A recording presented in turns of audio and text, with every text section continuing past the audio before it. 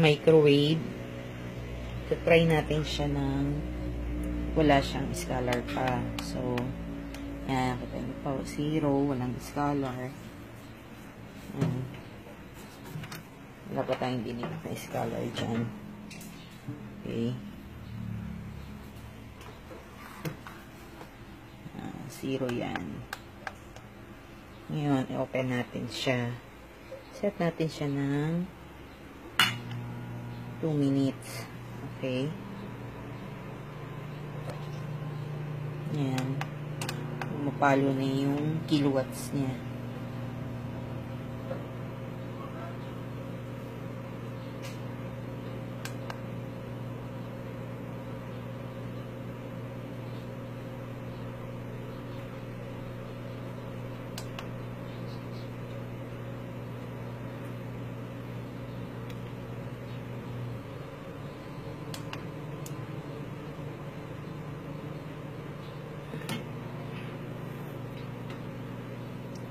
Natin kung gaano kalakas yung microwave.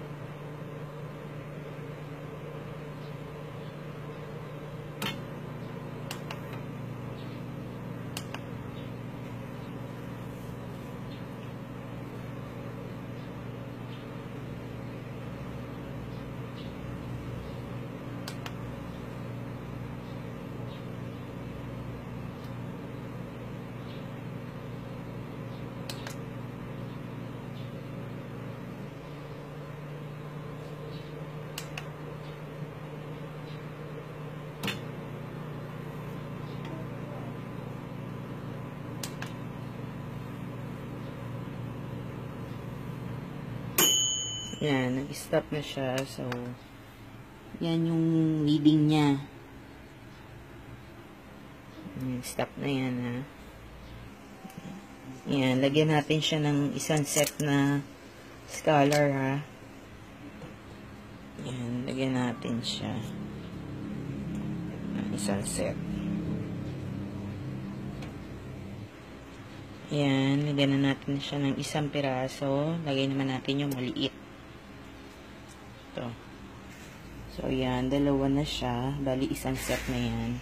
Lagyan naman natin siya ng electrical tape. Babalutan natin siya ng electrical tape naman. Ayan, may electrical tape na siya. Okay. Okay. May electrical tape na siya. Yung meter reader natin, balik natin siya sa 0. Reset natin. Okay. Yan, 0 na siya ulit. Saksak natin siya ulit. Yan, nakasaksak na siya. So, 0 na yan, ha. Okay, 0. So, set natin ulit yung ating microwave sa 2 minutes. Yan, 2 minutes. So, ayan. Start na siya mag-read ulit. May scalar na po yan. May nakadikit na Surich Energy Saver sticker. Kaya natin siya matapos ulit.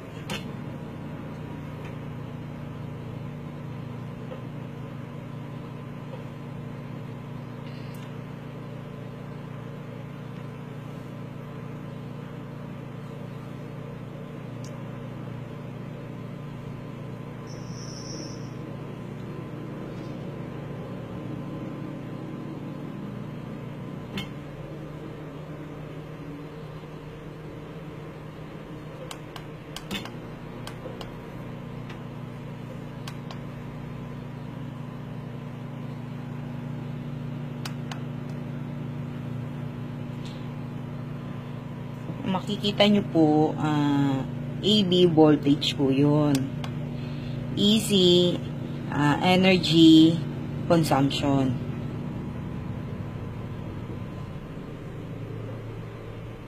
So, ayan. Check natin. 2 minutes po nating sinet yun microwave. Nung wala pang sticker. Tsaka 2 minutes din nung may sticker na.